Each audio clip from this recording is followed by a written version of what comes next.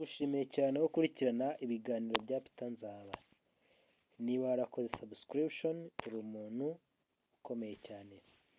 Niba kandi utarakanda subscription yikande kugira ngo tujye tubana mu biganiro byacu bigiye bitandukanye.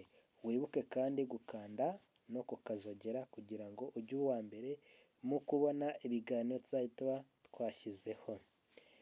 Uyu munsi turaganira ku bantu bafite inyuguti ya M mu kiganza, uko bitwara mu rukundo.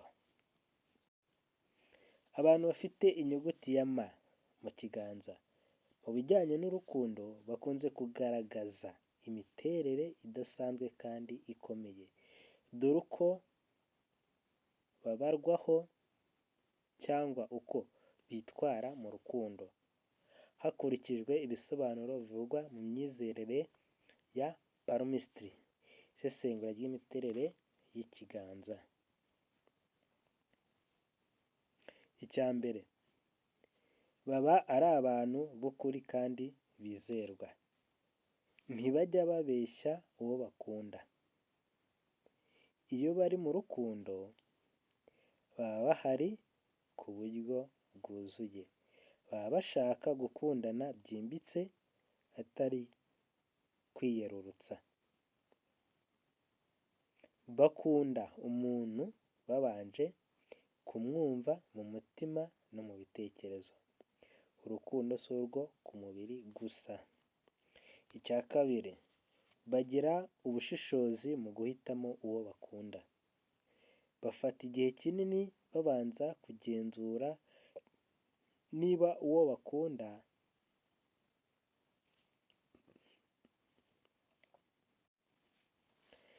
akwiriye umutima wabo.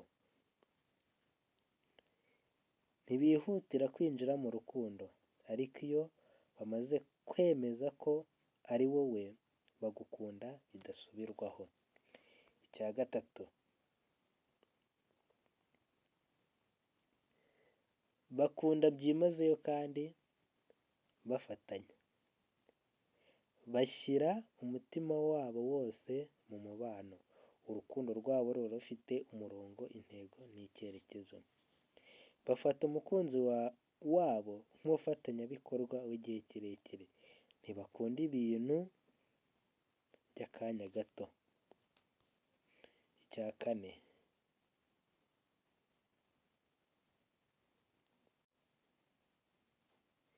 barakinga umutima wabo, ariko iyo ufunguye urahirwa. Banza ubamenye neza. Niba ugiye gukorana n'uyu muntu ufite ikimenyetso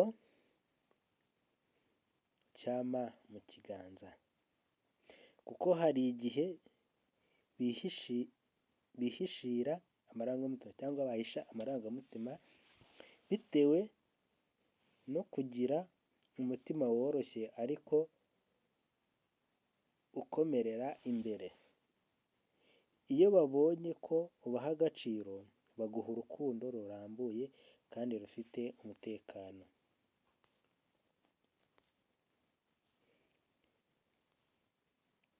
Icya gatanu, barangwa n'ishyaka. Bifuza urukundo rufite umuriro. Bakunda urukundo rufite ubwitange, igishyika n'imbaraga. Biba bikwiye kugira ngo intego n'icyerekezo.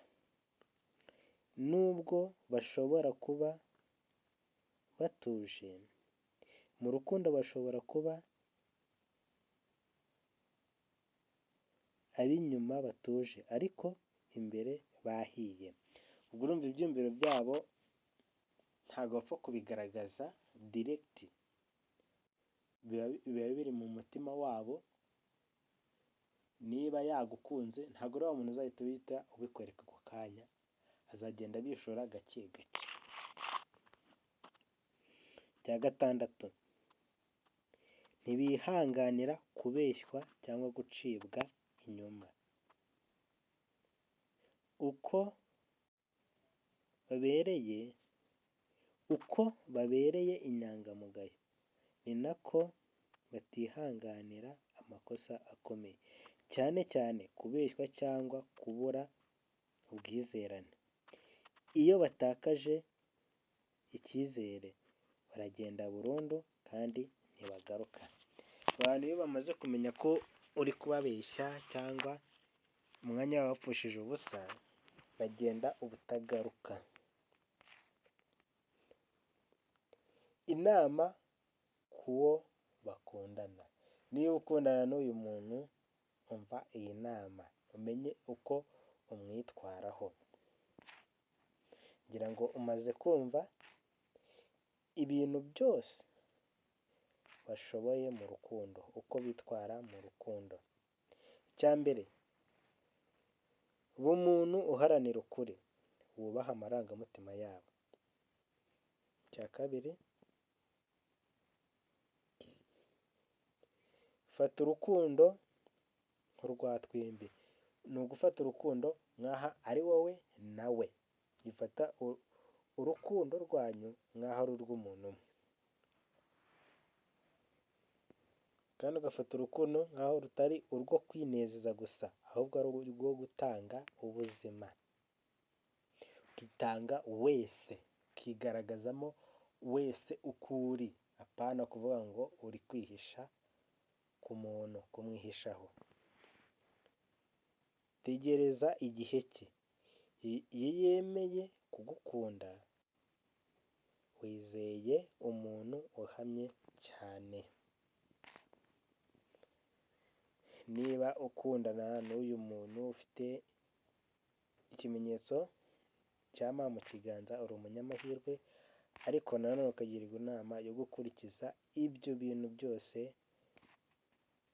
banga kugira ngo nawe ubyirinde, muzabashe kurambana igihe kirekire. Niba wifuza kumushyira mu rugo, mube mwazabana mwishimye. Murakoze cyane, ndabashimiye kandi mukomeze gukora subscribe kugira ngo tujye tubana mu biganiro byacu bigiye bitandukanye.